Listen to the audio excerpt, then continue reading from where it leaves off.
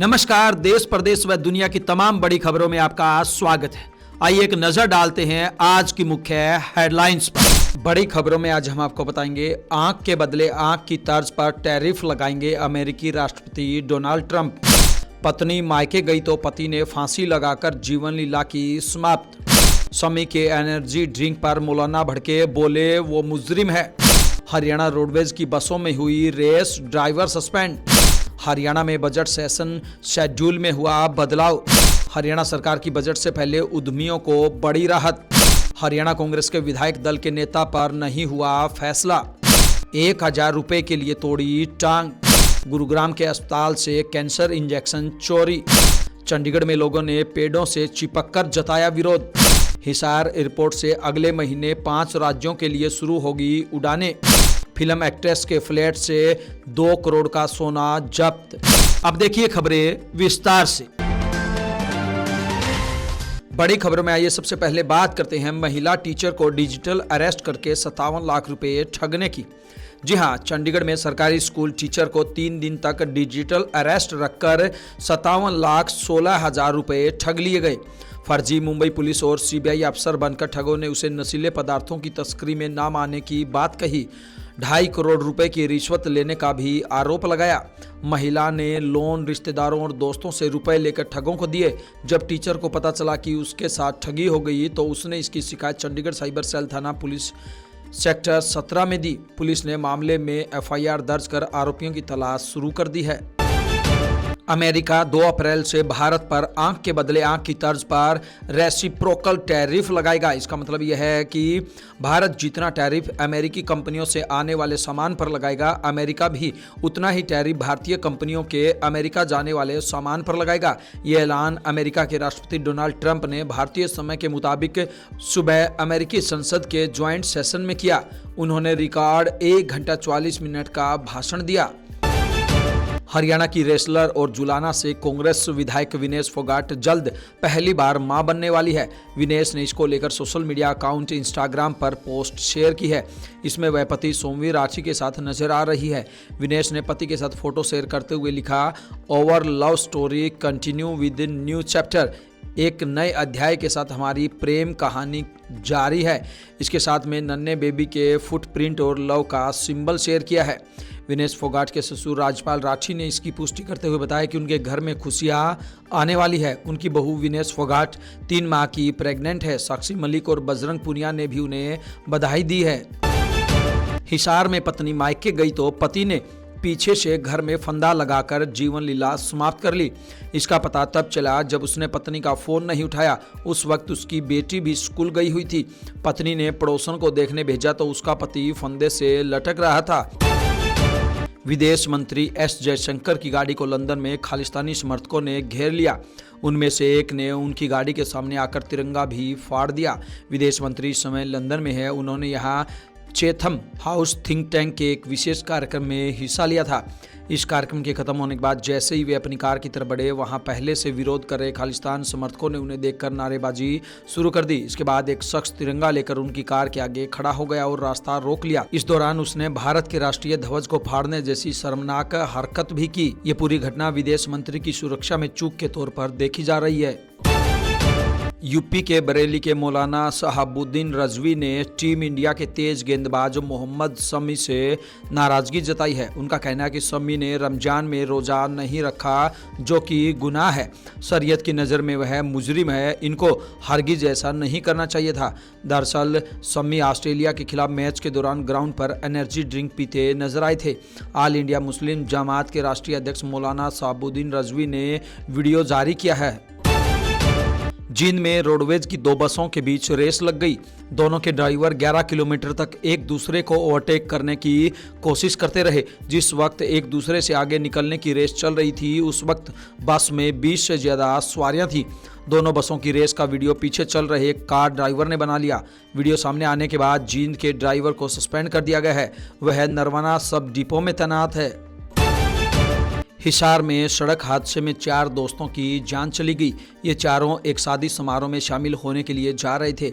इस दौरान अचानक उनकी कार बेकाबू हो गई और पेड़ से जा टकराई। जान गंवाने वाले चारों में एक नाबालिग भी शामिल है।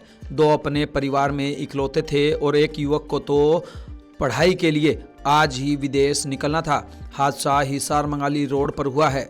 टक्कर इतनी भीषण थी कि गाड़ी पूरी तरह पिचक गई। चीन ने अपने सालाना रक्षा बजट में 7.2% की बढ़त की है। इस साल यह 249 अरब डॉलर यानी कि 1.78 ट्रिलियन युआन हो गया है। यह भारत के 79 अरब डॉलर के सैन्य बजट के मुकाबले करीब 3 गुना ज़्यादा है। TOI के मुताबिक एक्सपर्ट्स का अनुमान है कि चीन का वास्तविक डिफेंस खर्च उसकी तरफ से बताए गए खर्च से 40 से 50% ज़्यादा है। चीन अपने सैन्य खर्च को कम दिखाने के लिए अलग अलग सेक्टर के तहत धन आवंटित करता है। चीन अमेरिका के बाद सेना पर सबसे ज़्यादा खर्च करता है। अमेरिका का रक्षा बजट 950 अरब डॉलर के करीब है, जो कि चीन के बजट से 4 गुना से भी ज़्यादा है।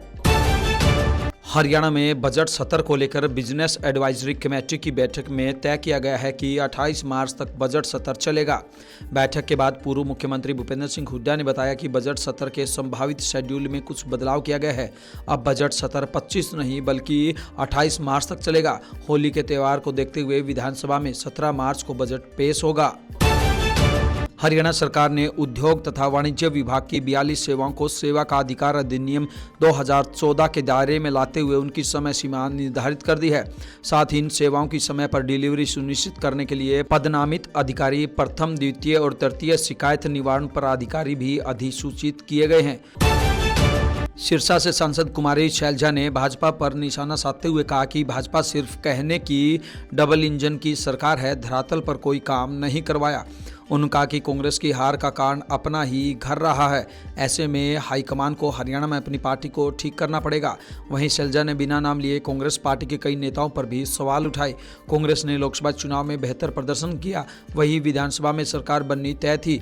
बावजूद इसके कुछ विशेष नेताओं के चलते कांग्रेस की सरकार नहीं बन पाई, तो जनता इसका खामियाजा क्यों भुगते। हरियाणा विधानसभा के डिप्टी स्पीकर व जींद से भाजपा विधायक डॉक्टर किशन मिड्डा ने पूर्व सीएम भूपेंद्र सिंह हुड्डा और जुलाना से कांग्रेस विधायक विनेश फोगाट पर निशाना साधा है। डॉक्टर किशन मिड्डा ने रोहतक हिमानी केस मामले में पूर्व सीएम और विनेश फोगाट द्वारा जारी बयान के जवाब में शायराना अंदाज में कहा कि जिनके खुद के घर शीशे के हों उन्हें दूसरों के घरों पर पत्थर नहीं फेंकने चाहिए। उन्होंने कहा कि हमारी सरकार आरोपियों को पकड़ने का काम कर रही है। मुख्य आरोपी गिरफ्तार भी किया जा चुका है। उन्होंने कहा कि भूपेंद्र हुड्डा कानून व्यवस्था फैल होने की बात करते हैं, जबकि सबसे ज्यादा गुंडे तो उनके राज में ही बने थे। हरियाणा विधानसभा के बजट सत्र में कांग्रेस बिना विधायक दल के नेता के उतरेगी। इसकी वजह यह है कि पार्टी के केंद्रीय नेतृत्व ने अभी तक इस पर फैसला नहीं किया है। न ही कांग्रेस के केंद्रीय नेतृत्व ने अभी ऐसे कोई संकेत दिए हैं जिनसे विधायकों को यह भरोसा हो सके कि विधायक दल के नेता का चयन बजट सेशन से पहले या उसके दौरान हो जाएगा। विधानसभा के बजट सत्र से पहले चंडीगढ़ में कांग्रेस विधायकों की बैठक बिना विधायक दल के नेता की हुई। विधायक नहीं होने के बाद भी पार्टी अध्यक्ष उदयभान ने यह बैठक ली। विपक्ष के पूर्व नेता भूपेंद्र सिंह हुड्डा भी इस बैठक में विधायक के नाते शामिल हुए। इस बैठक से पहले उम्मीद की जा रही थी कि कांग्रेस नेतृत्व विधायक दल के नेता का नाम घोषित कर देगा, मगर ऐसा नहीं हो पाया। हरियाणा के भाजपा प्रदेश अध्यक्ष मोहनलाल बड़ोली और सिंगर रॉकी मित्तल के केस में हिमाचल के कसौली कोर्ट में सुनवाई हुई, मगर विक्टिम कोर्ट में पेश नहीं हुई। अब अगली सुनवाई 12 मार्च को होगी। गुरुग्राम जिले के हजारों लोगों के लिए सिरदर्द बने खेड़की दोला टोल प्लाजा के अस्तित्व को लेकर संसद की पब्लिक अकाउंट कमेटी ने भी सवाल खड़े किए हैं। कमेटी खेड़की दोला टोल के दौरे पर पहुंची। कमेटी के सदस्य और भाजपा सांसद बीजेपी सांसद जगदम्बिका पाल ने कहा कि 2020 में इसका समय पूरा हो गया है, इसे स्थानांतरित क्यों नहीं किया गया, इसको लेकर भी रिपोर्ट तैयार की जाएगी। हरियाणा के मुख्यमंत्री नायब सिंह सैनी पानीपत पहुंचे। उन्होंने भाजपा कार्यकर्ताओं को नगर निगम चुनाव में पूरी ऊर्जा के साथ जुटने का आह्वान किया। सीएम ने कहा कि लोकसभा और विधानसभा चुनाव के बाद कांग्रेस ठंडी पड़ गई है, वे शांत होकर बैठे हैं, जबकि भाजपा कार्यकर्ता जोश से मैदान में है। सम्मेलन के दौरान सीएम नायब सिंह सैनी की जुबान फिसल गई। उन्होंने गलती से पानीपत नगर निगम चुनाव की मतदान तिथि 9 मई बता दी, जबकि असल में मतदान 9 मार्च को है। इस पर एक महिला पन्ना प्रमुख ने तुरंत उन्हें टोकते हुए सही तारीख बताई, जिसके बाद सीएम ने अपनी गलती सुधारते हुए सही तारीख दोहराई। हिसार में 10 लाख से बने नगर निगम के मेयर ऑफिस को 4 साल में ही दीमक चट कर गई। तब ऑफिस में वुडन वर्क कराया गया था, जिसका टेंडर भी नहीं निकाला गया था। इसके बाद अब फिर से नए मेयर के आने से पहले ऑफिस को रेनोवेट कराया जा रहा है। हालांकि हैरानी की बात यह है कि फिर से यहाँ वुडन वर्क ही कराया जा रहा है, जबकि पहले भी इनकी दीवारों में सीलन की वजह से लकड़ी पर दीमक लगी थी। ऐसे में फिर से अधिकारियों की मेयर ऑफिस संवारने के नाम पर सवाल खड़े हो रहे हैं। पानीपत में उधार का पैसा मांगने पर हमला कर एक फाइनेंसर की टांग तोड़ दी गई। फाइनेंसर की बुरी तरह से पिटाई भी की गई है। उधार की रकम 1000 रुपये थी, लेकिन इसे देने के लिए आरोपी आनाकानी कर रहा था। फाइनेंसर ने अपना पैसा निकलवाने के लिए दबाव बनाया तो आरोपी लोहे की राड लेकर आधमका और हमला कर दिया। इसे लेकर पुलिस ने केस दर्ज कर लिया है। मारपीट की घटना में 3 लोगों को नामजद किया गया है। हरियाणा के पंचकुला में आंगनवाड़ी वर्कर और हेल्पर अपनी मांगों को लेकर सड़कों पर उतर आए हैं। सेक्टर 5 स्थित धरना स्थल पर हजारों की संख्या में आंगनवाड़ी कार्यकर्ताओं ने प्रदर्शन किया। प्रदर्शनकारियों की मुख्य मांग है कि उन्हें सरकारी कर्मचारी का दर्जा दिया जाए। वर्करों का कहना है कि उन पर काम का बोझ बढ़ता जा रहा है। इसके साथ ही उन्होंने मानदेय में वृद्धि की मांग भी की है। सरकार द्वारा दिए गए 3G मोबाइल को लेकर भी वर्कर नाराज है। उनका कहना है कि ये फ़ोन काम करने लायक नहीं है। वर्करों ने 5G स्मार्टफोन और सिम कार्ड की मांग की है। उनका कहना है कि या तो उन्हें बेहतर फ़ोन दिए जाएं या फिर फ़ोटो कैप्चरिंग का काम बंद कर दिया जाए। गुरुग्राम के सबसे बड़े अस्पतालों में से एक नारायण सुपर स्पेशलिटी अस्पताल की सुरक्षा में सेंध लगाकर चोरों ने महंगे इंजेक्शन चुरा लिए। चोरी हुए सभी इंजेक्शन कैंसर के गंभीर मरीजों को दिए जाने थे।